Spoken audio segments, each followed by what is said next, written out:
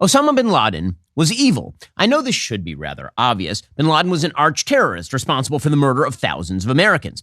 Unfortunately, to an entire generation raised on the idea that success equals oppression and failure equals being oppressed, it's not obvious at all that Osama bin Laden was evil. In fact, he was apparently an aggrieved victim with a shockingly cogent case against the West. That is according to a bevy of new videos trending on TikTok of TikTok generation Americans reading Osama bin Laden's letter to America. That letter was released in November 2002. It essentially makes the same case that radical Muslims and radical leftists now make in favor of Hamas. The West is evil and aggressive, and Westerners, including Jews, deserve what they get. It is Frantz Fanon and Jean-Paul Sartre and Hassan al-Banna, the founder of the Muslim Brotherhood, all rolled into one. Here are some of the reactions of young people reading bin Laden's letter for the first time. I need everyone to stop what they're doing right now and go read. It's literally 2 pages. Go read A Letter to America. And please come back here and just let me know what you think, because I feel like I'm going through like an existential crisis right now, and a lot of people are. So I just need someone else to be feeling this too. And what exactly is that existential crisis? The existential crisis is that a lot of these people agree with bin Laden. Now, if you find yourself in large-scale agreement with Osama bin Laden, one of the most evil people to ever live, you might want to pre-examine your own biases. But instead, people are starting to think that maybe bin Laden was good. Actually, bin Laden had some points. You're seeing a lot of this on TikTok. In fact, so much of this is happening on TikTok that the Guardian, the UK Guardian, which had the entire text of the letter posted, had to take it down from their website because they say that they didn't want their top trending piece to be Osama bin Laden's 2002 letter talking about the evils of the West. Here's some more of these TikTok reactions. Best friend, I just read A Letter to America. Have you read that shit? If you haven't read it yet, I think if you go on the internet, it's not there because the U.S. government is trying to remove it because they don't want us to see the letter to America. Why don't they want us to see A Letter to America? A Letter to America is a letter to America written by Osama bin Laden, basically explaining why he attacked on 9/11. Now, don't jump me. I know 9/11 can be quite triggering, but let's ask the question that Osama bin Laden asked America. Why did they attack on September 11th? And Osama was kind of chewing the girls up a little bit. He was kind of spitting. Osama bin Laden basically said in a nutshell, not only do you keep f***ing with us, but you keep f***ing with everybody. You're dropping bombs on people and it's fine, but when we do it, we're terrorists. And I'm not here to defend anybody, but I am here to say we got to do some f***ing algebra here. If we're going to call Osama bin Laden terrorist, so is the American government. And that is the point. That is the point. We have taught an entire generation of young people that Osama bin Laden has a point. There's been a lot of talk in the aftermath of Hamas's October 7th attack about why is it that young people in the West, Americans, members of the European community, why are so many young people siding with Hamas? And the answer, of course, is because we as a civilization have taught them to side with Hamas. We have taught them that the West is inherently evil, or at the very least morally equivalent with terrorists on the other side of the equation.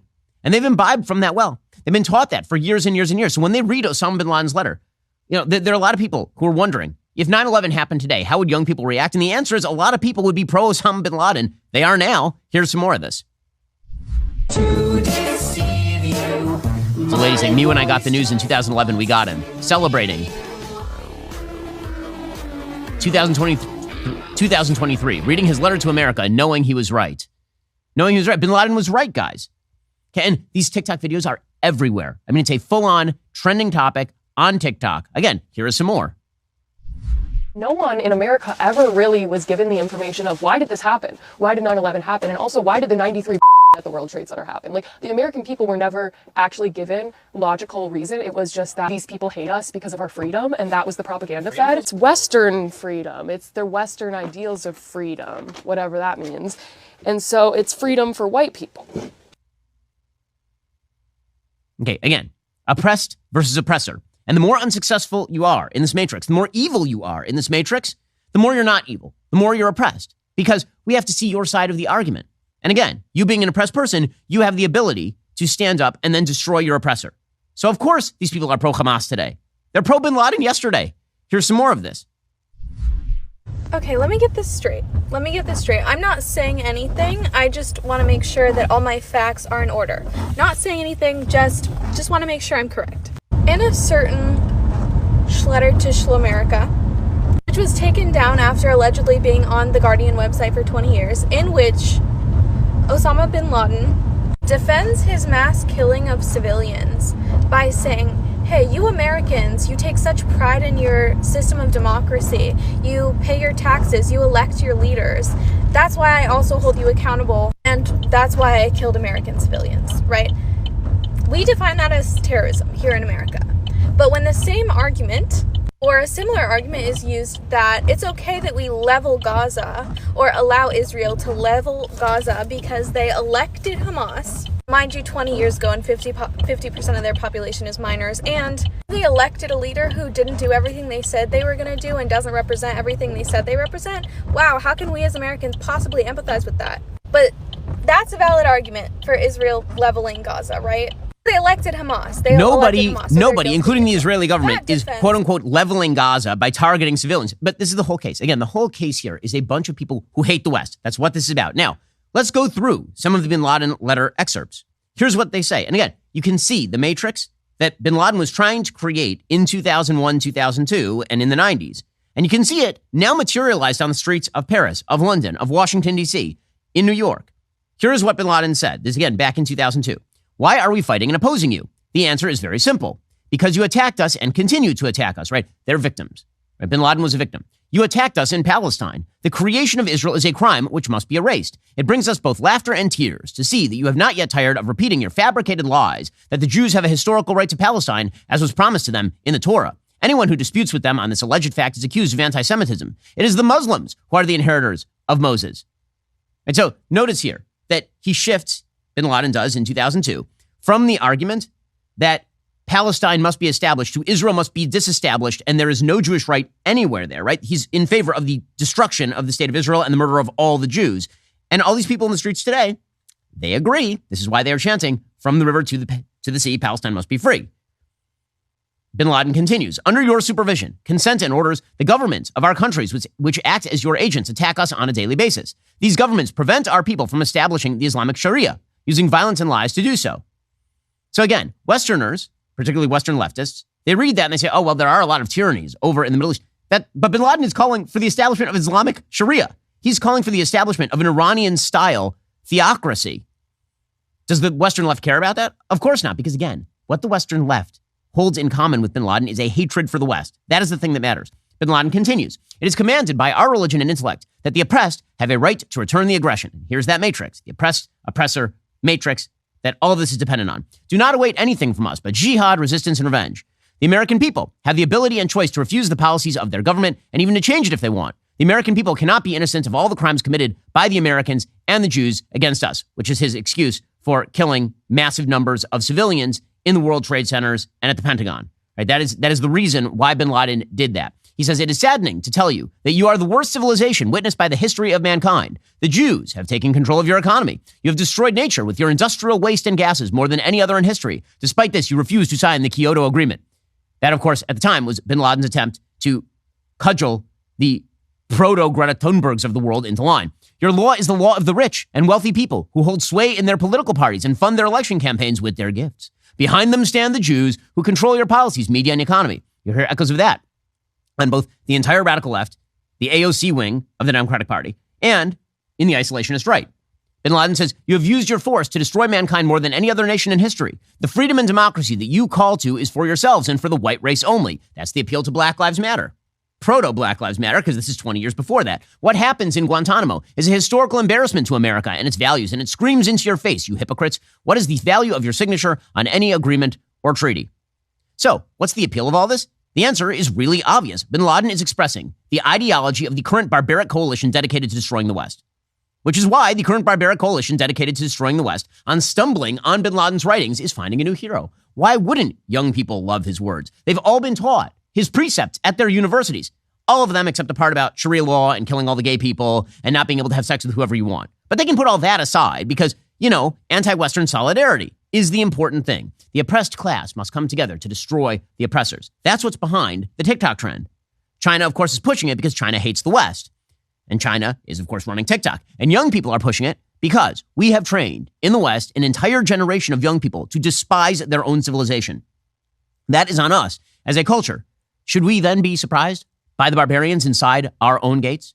We'll get to those barbarians in just 1 second because they were out in the streets again last night. First, if you are looking for a killer Black Friday deal, I've got one for you, a free Moto G 5G phone from Pure Talk. No gimmicks, no trade-in necessary. Just sign up for Pure Talk's unlimited talk, unlimited text, and 15 gigs of data. You can get all of that for just $35. You'll get the Moto G 5G phone for free. The new Moto G 5G boasts a 2-day battery life, an exceptional quad-pixel camera, and a whole lot more. It's a great deal, but you'll need to move fast because these phones will be sold out by the end of the month. So if your current phone is on the way out, upgrade for free with Pure Talk. Pure Talk gives you America's most dependable 5G network at half the price, so make the switch today. Just go to puretalk.com/Shapiro to get this exclusive offer and select the plan that's right for your family. That's puretalk.com/Shapiro. Claim that free Moto G 5G phone with a qualifying plan. Again, that is puretalk.com/Shapiro. I'm using Pure Talk for all of my phone calls for at least a year at this point. They have great coverage. They have a great tower network. Plus, again, it's a company that doesn't hate your guts. Head on over to puretalk.com/Shapiro. Claim your free Moto G 5G phone with that qualifying plan today. Once more, that is puretalk.com/Shapiro. Pure Talk is simply smarter wireless. Also, the holidays not only allow us to spend time with family, they're a reminder of how important our responsibility is to protect them. That includes planning to secure their future. Well, the best thing you can do to do that is make sure you got a life insurance plan. You got to have one. It is just a must. Because God forbid something happens to you. You're walking down the street and Acme Anvil drops out of the third story and hits you like you're Bugs Bunny, except you're not Bugs Bunny and you die. You're going to want to make sure that you had a life insurance policy in place. Policy Genius's licensed agents work for you, not the insurance companies. That means you can trust their guidance because they don't have an incentive to recommend one insurer over another. There are no added fees. Your personal information is kept private. It's super satisfying to check life insurance off your to-do list. A good life insurance plan can give you peace of mind that if something happens to you, your family will be able to cover mortgage payments, college costs, or other expenses. Life insurance through your workplace might not offer enough protection for your family's needs. It's not going to follow you if you leave your job either. Since life insurance typically gets more expensive as we age, now would be the time to buy. Policy Genius makes that process super simple. With Policy Genius, you can find life insurance policies starting at just $292 per year for $1 million in coverage. Some options offer the same-day approval and avoid unnecessary medical exams. Your loved ones deserve that financial safety net. You deserve a smarter way to find and buy it. Head over to policygenius.com/Shapiro or click that link in the description to get your free life insurance quotes. See how much you could save. That's policygenius.com/Shapiro. Okay, so you can see the barbarians in the street. So last night, massive protests outside the DNC headquarters in Washington. The goal here, of course, is for the radical left to try to push the more moderate left into mirroring their pro-Hamas position. And the way they're going to do that is by, again, playing the oppressed. Remember, in the leftist matrix, the more angry you are, the more evil you are, the more criminal things you do, the more this is evidence that you are oppressed. Now, in reality, it's the opposite. The reality is that actions of evil, criminal actions, for example, violent actions, they tend to make you poorer. They tend to make your life worse. But because the left doesn't believe in personal responsibility at a core level, they believe that basically life is a thing that happens to you. Because of that, when they see somebody who is poor and angry, it's that the poverty is causing the anger, not that the anger is causing the poverty. And so when you have protesters in the streets who are getting violent, the left's almost immediate response very often is to say, well, those people must be angry for a reason. And the reason is because we need to make concessions to those people. That is the purpose of having these violent protests. So last night, according to the Associated Press, police and protesters clashed outside the DNC headquarters during a demonstration for a ceasefire in the war between Israel and Hamas, the latest reflection of boiling tensions over the bloody conflict. By the way, the only boiling tensions are coming from one side. And literally the day before, there was a giant 300,000 person rally on the Washington Mall, pro-Israel rally, peaceful, loving, American flags, zero violence. Zero. That was not a boiling crowd. The boiling crowds are the ones in London who are assaulting police officers. The boiling crowds were the ones last night who were assaulting police officers. I'm old enough to remember when that was considered a bad thing, like on January 6th. Now it's considered, just kind of de rigueur.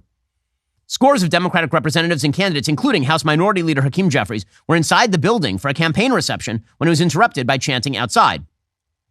Protesters said they wanted to block entrances and exits to force politicians to encounter their candlelight vigil. However, the situation swiftly evolved. Capitol Police said about 150 people were illegally and violently protesting in the Capitol Hill neighborhood of Washington. Protesters then blamed police for the violence. Here is what it looked like as these crazed leftists and their radical Muslim allies decided that they were going to attack the front of the DNC building.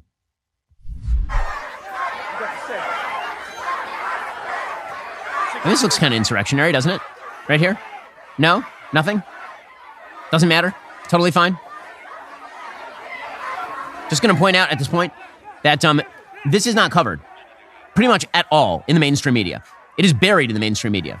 Now, if you imagine pro-Israel protesters outside the DNC, calling for more support for Israel, attacking police officers. Do you think that might make the front pages literally everywhere? The answer, of course, is yes. When you see a violent protest outside the DNC, and it's by left-wingers, it's considered normal. Because again, that oppressor-oppressed matrix is so strong, they have no systemic immunity to it at all.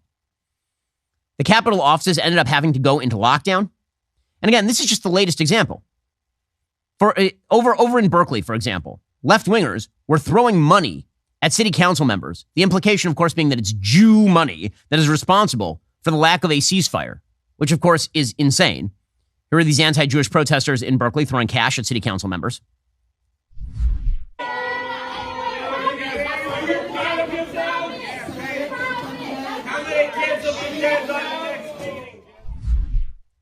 You can see, again, there they are. Delightful human beings. Meanwhile, 40 groups at Columbia University have now proposed to push divestment from the state of Israel. They call themselves the Columbia University Apartheid Divest, a coalition of student organizations that see Palestine as the vanguard for the collective liberation. That's right, Hamas is the vanguard. So is the Palestinian Authority, a terrorist group. So is Palestinian Islamic Jihad. Quote, we are a continuation of the Vietnam anti-war movement and the movement to divest from apartheid in South Africa. We support freedom and justice for the Palestinian people. We know that true collective safety will arise when everyone has access to clean air, clean water, food, housing, education, healthcare, freedom of movement, and dignity. Now, never mind that Hamas has deprived its people of literally all of those things for the last 20 years while building terror tunnels and shooting rockets at the Jews. Doesn't matter. The students at Columbia have decided to face down the quote-unquote Zionist project. According to reports from the WHO, a Palestinian child is killed every 10 minutes. These attacks are explicitly connected to Israel's attempts to annex and ethnically cleanse more Palestinian land. Again, historically ignorant and ridiculous. Israel literally pulled out of the Gaza Strip in 2005 because it didn't want anything to do with this area.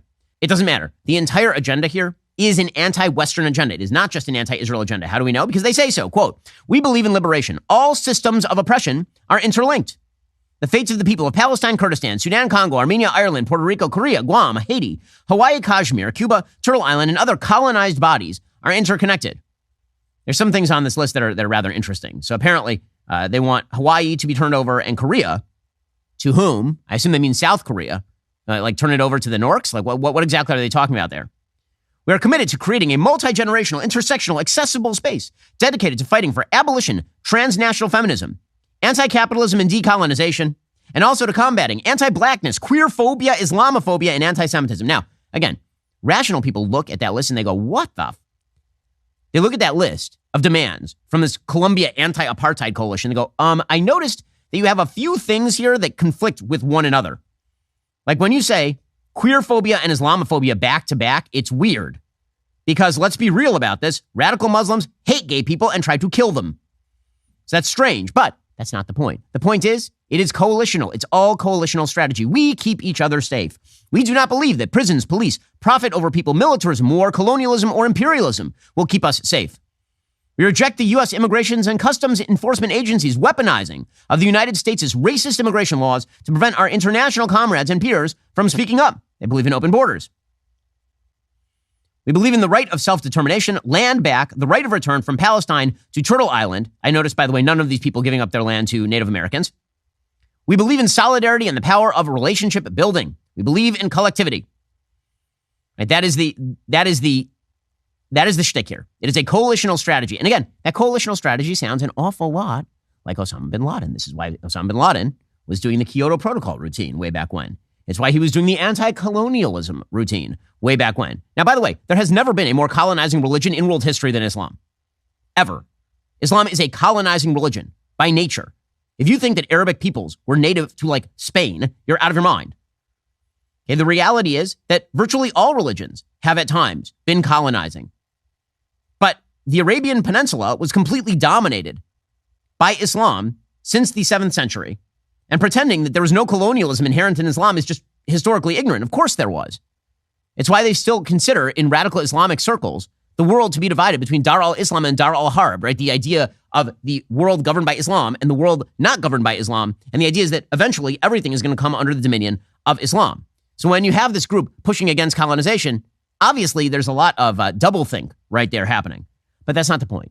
It doesn't have to be internally consistent. It has to be externally consistent, meaning its enemy has to be consistent. And that's the idea. And that's why you see this coalition building happening. In just 1 second, we'll talk about how far this has gone in Democratic circles to the point where obviously they not only are quite supportive of some Hamas forces, they are perfectly willing to cover for Congress people like Rashida Tlaib, who is pretty obviously in league with Hamas supporters.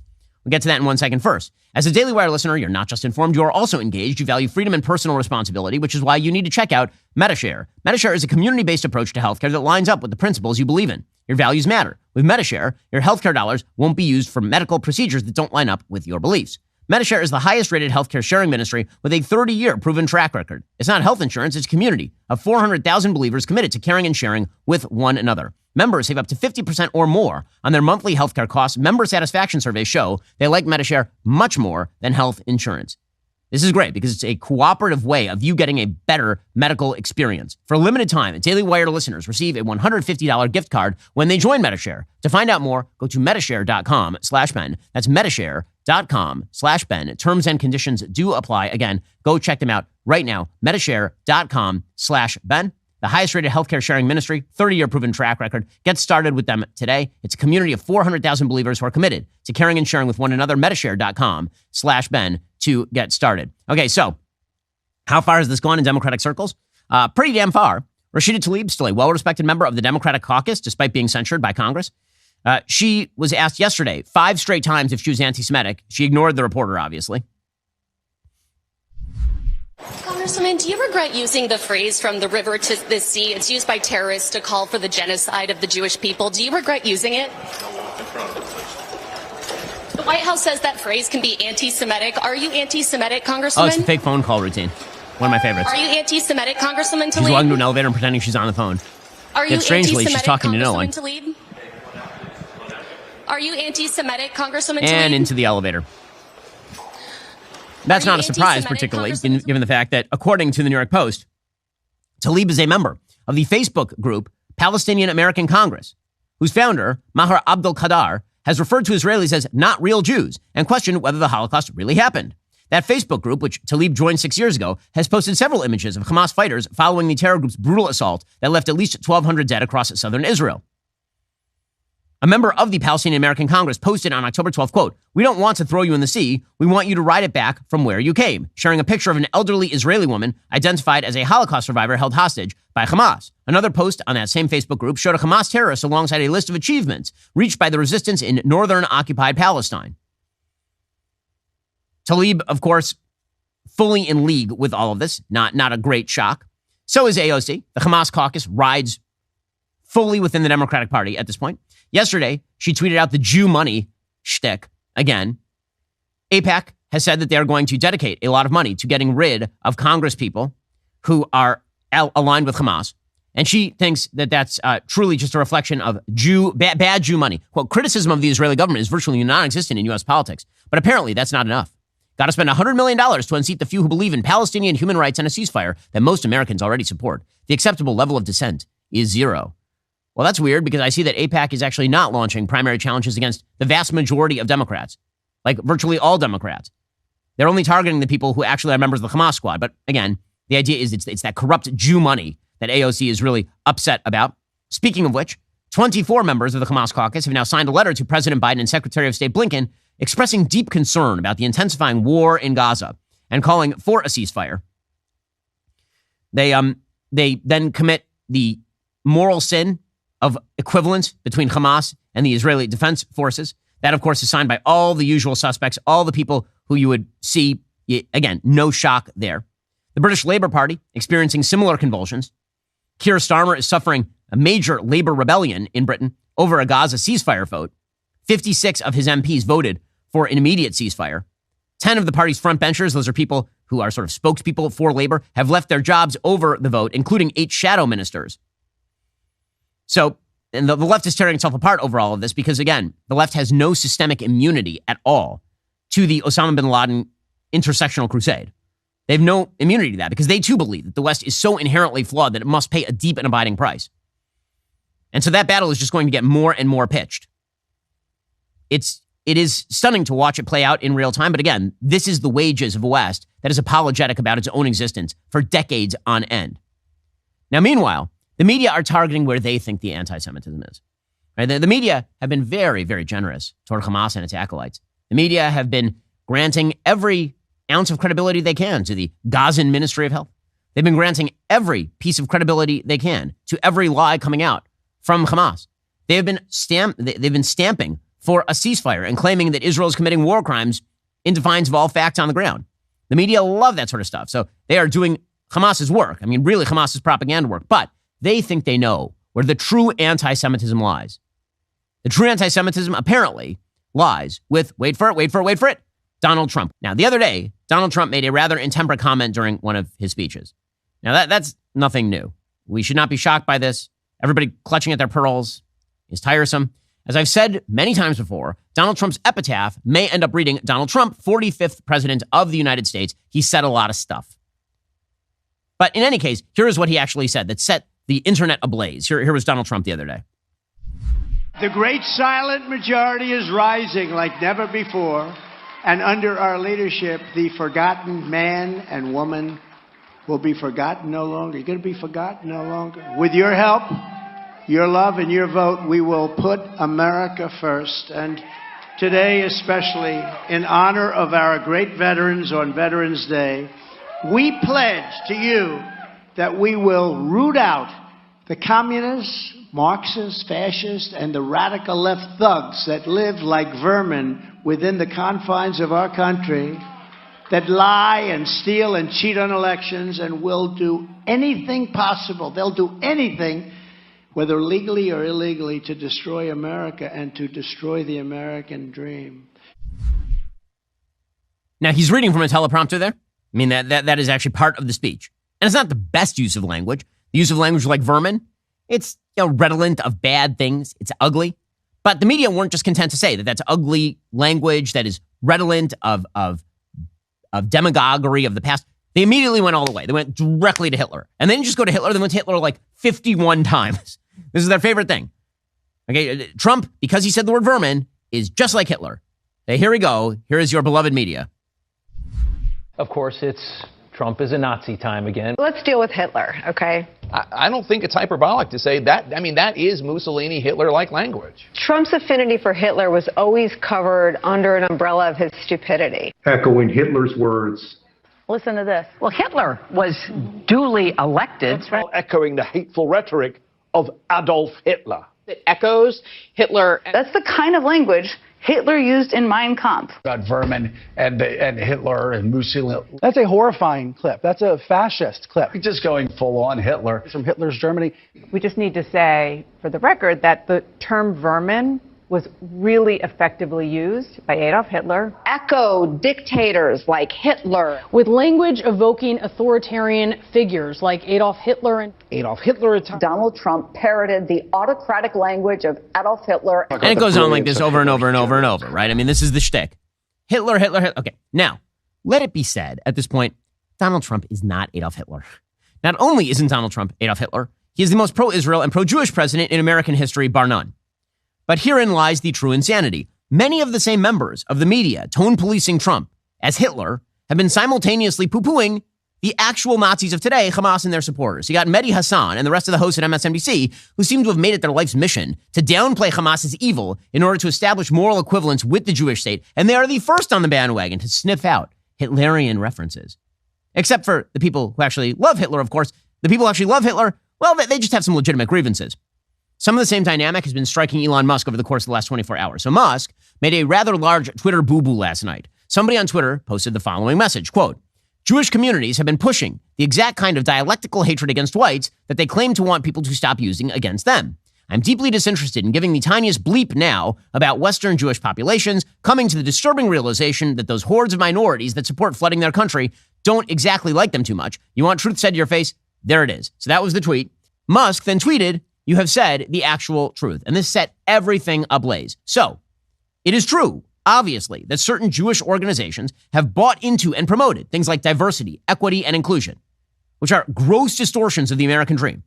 Nobody hates DEI more than I do. There are certain Jewish groups that are liberal in orientation who have supported that sort of stuff. Many of those groups have also pushed for open borders. It is also true that some of those organizations are now realizing post-October 7th that actually open immigration for people who hate Jews on an intersectional basis was pretty stupid. The problem with the original tweet is that it labels Jewish communities en masse. So my community, for example, pretty Jewish, has always opposed DEI and open borders. In fact, most Orthodox communities do. Presumably then, Musk was reading the term Jewish communities and instead seeing the letters ADL. And indeed, that's exactly what Musk then clarified. He said, quote, the ADL unjustly attacks the majority of the West, despite the majority of the West supporting the Jewish people in Israel. This is because they cannot, by their own tenets, criticize the minority groups who are their primary threat. It is not right, and it needs to stop. And then Musk continued, you are right that this does not extend to all Jewish communities. It is not just limited to the ADL. So that's a much more specific point, and it's certainly true. There are a lot of liberal Jewish organizations that supported a lot of the same policies that have now imported a lot of people who really hate Jews and Westerners into the West. And a lot of the very same people who are pushing DEI intersectional politics are now realizing the wages of that. That's true. The original tweet was wildly overbroad. But a huge number of people in the media decided now was the time to link Musk and the alt-right and the so-called Jewish question and support the notion that Musk is some sort of crypto-Nazi. Now, it's not a coincidence, again, that a lot of the people doing just that are happily calling for Israel to cease fire in its war with Hamas. See, very often anti-Semitism becomes a political football. When you can hang the label on Donald Trump or Elon Musk and you're on the left, you do it. However, when you're forced to denounce pro-Hamas protesters shouting from the river to the sea, Palestine must be free, suddenly you get a little shy. Thus, the same media, leaping on both Trump and Musk, has been downplaying the open Jew hatred at massive pro-Hamas protests around the globe, instead propagating lies about Israel's supposed human rights violations. Instead, they're focusing in on their political enemies like Trump and Musk and deeming them the acolytes of Hitler. Meanwhile, the actual Hitler acolytes who are out there waving Mein Kampf, they're like, those people, they are oppressed and brown. It might have more bite to hit Trump and Musk for supposed anti-Semitism if these people actually spent some actual time talking about the people who actually like Hitler on planet Earth, who are right now holding some 240 Jews and others hostage in Gaza and killed 1,200 people and have subjected the Gaza Strip to complete hellish tyranny for the last 20 years. But a lot of these same people are totally silent. In 1 second, we'll talk about their silence because their silence is absolutely deafening. First, not easy to get sleep these days. It's been a pretty rough time for a lot of people. But when I have been getting sleep, it is almost solely due to my Helix sleep mattress. I've had my Helix sleep mattress for years and years at this point. It's great. It's firm. It's breathable. That's exactly what I need. It was personalized for me, which is why it is so good. It can be personalized for you as well. Helix has a new high-end collection, the Helix Elite. Helix Elite harnesses years of extensive mattress expertise to offer a truly elevated sleep experience. The Helix Elite collection includes 6 different mattress models, each tailored for specific sleep positions and firmness preferences. Head on over to helixsleep.com/Ben to check out the new collection today. If you're nervous about buying a mattress online, well, you don't have to be. Helix has a sleep quiz. It matches your body type and sleep preferences to the perfect mattress, because why would you buy a mattress made for somebody else? I took that Helix quiz. I was matched with a firm but breathable mattress, as I've said. It's really good. You'll be matched to a mattress that you like as well. Helix has a 10-year warranty. You can try it out for 100 nights risk-free. They'll even pick it up for you if you don't love it, but you will. Helix has over 12,000 5-star reviews. Their financing options and flexible payment plans make it so a great night's sleep is never far away. Helix is offering 25% off all mattress orders, 2 free pillows for our listeners in honor of Black Friday. Head on over to helixsleep.com/Ben. Use code HelixPartner25. It's their best offer yet. It's not going to last long. With Helix, better sleep starts right now. Also, Black Friday sales are coming. There's one in particular you need to know about. Harry's Razors used to advertise right here on our shows until we mentioned we had this crazy belief that boys are boys and girls are girls. Harry's said our views were inexcusable. They dropped their ads from the Daily Wire. The list of companies going woke continues to grow. If you've had enough, well, we have too. That's why instead of complaining, we created an alternative, Jeremy's Razors. Starting Monday, we'll have the best deals of the year on all Jeremy's Razors products. Get the Alpha Bundle for 40% off. You can also find amazing deals on the Precision 5 Starter Kit and the Smooth 6 Starter Kit. There's something for everyone on your holiday shopping list. We've got the famous He, Him, and She, Her chocolate, along with some special Christmas varieties that make excellent stocking stuffers. We've got hand soap, deodorant, an entire line of bath and beard products, all from a company that won't insult your values. Stop giving your money to woke corporations for Black Friday. Shop Jeremy's Razors instead. With these deals, we're going to run out quickly. Do not wait. Start loading up your cart right now at jeremy'srazors.com. Get ready for our Black Friday deals starting on Monday. So let's talk about the deafening silence from the celebrity class. So we all remember back in 2014, there was an Islamic terrorist group called Boko Haram, and they kidnapped 276 mostly Christian female students in Nigeria. And the celebrity class sprang into action. Talking about like Michelle Obama, Ellen DeGeneres, Queen Latifah. They all held up signs reading, "Bring back our girls." Remember this? Hashtag bring back our girls. Many of us are like, that hashtag ain't going to do bleep. And it didn't work, by the way. 100 plus of those girls are still missing. But that's not the point. The point is the celebrity class was up in arms over the kidnapped girls, as they should have been. Right? Hashtag bring back our girls. That was the thing. All the big celebs, all of them, universally.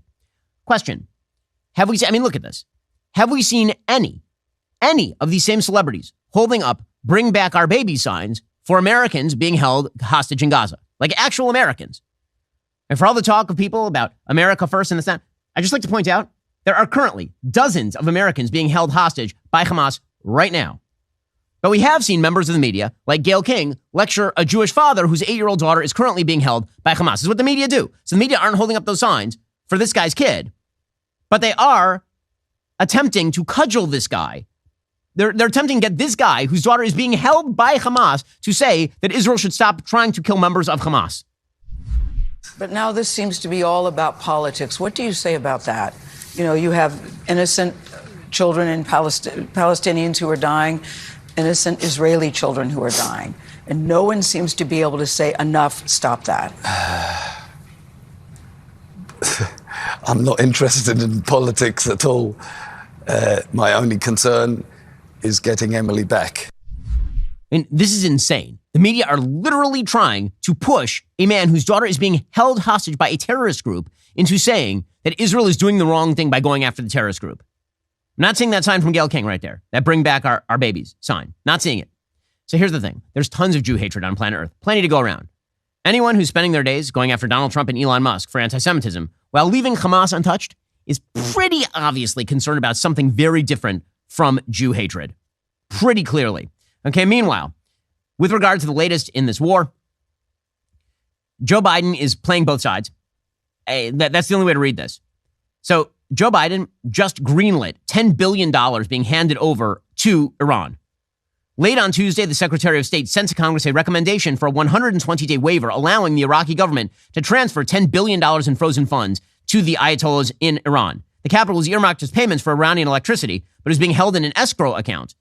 The administration says the waiver was necessary to preserve Iraq's electricity supplies, but that means that they're just going to use all that money for terrorism because that is what they are doing.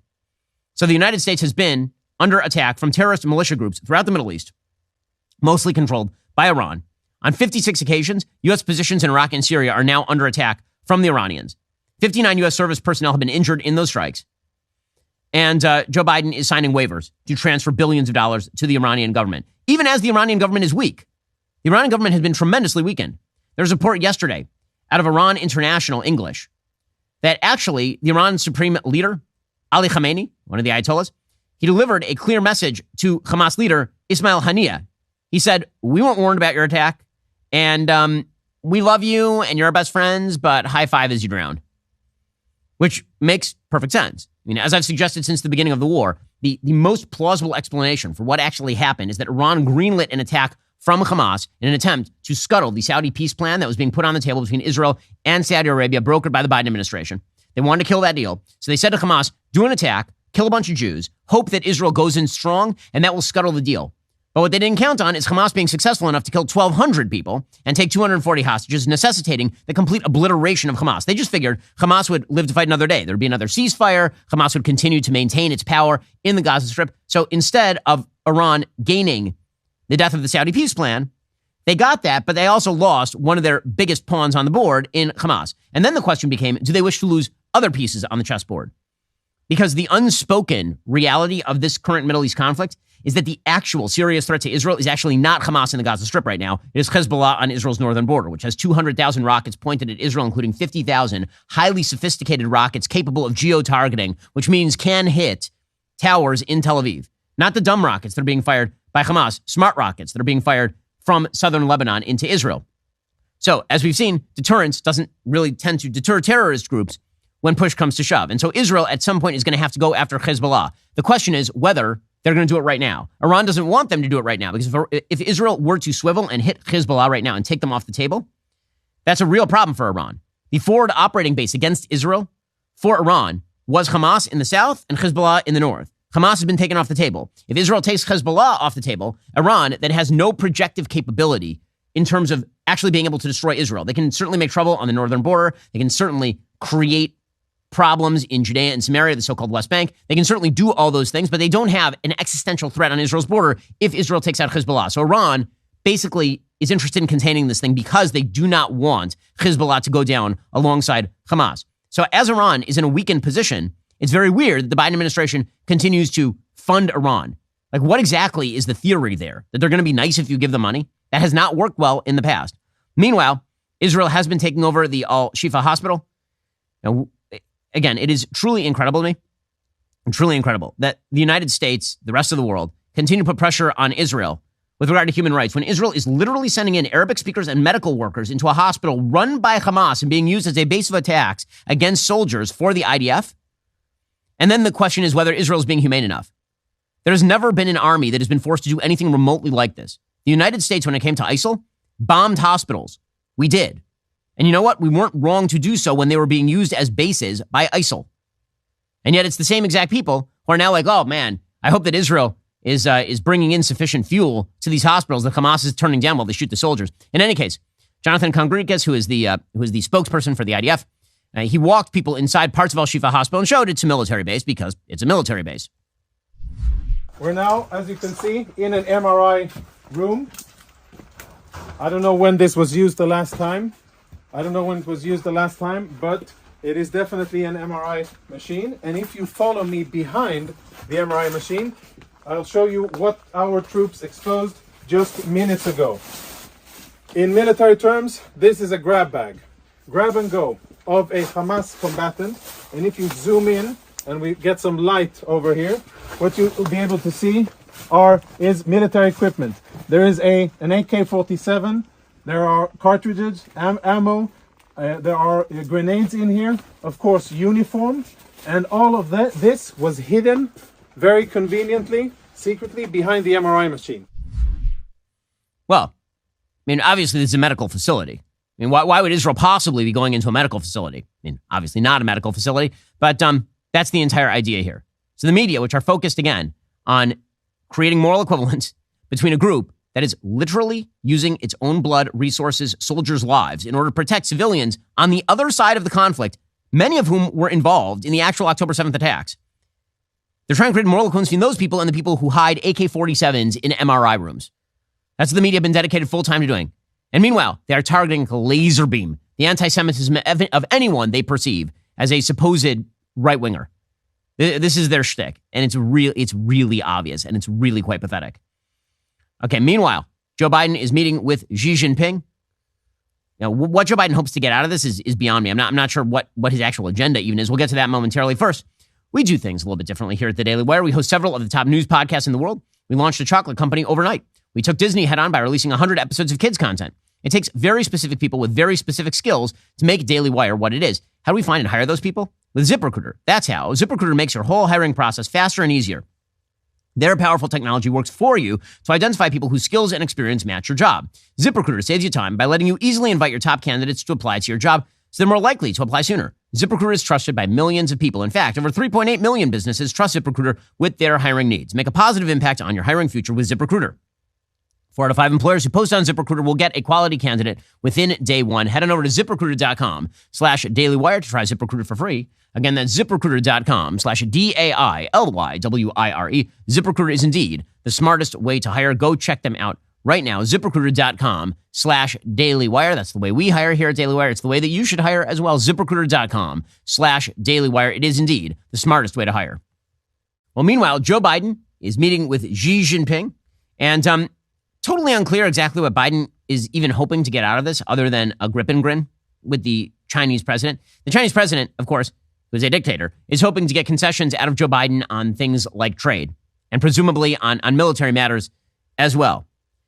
Well, Joe Biden really didn't know his message to China. He was asked what exactly was the message he was trying to convey to China yesterday. He just walked away from the question. President Biden, what's your message? What's your message to China today?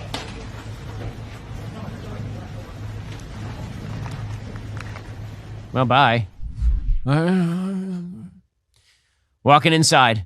Yeah, I'm sure that those negotiations went amazing. According to the Wall Street Journal, we made real progress, said Biden in a tweet. The talks, he later told reporters, were some of the most constructive and productive conversations we've had.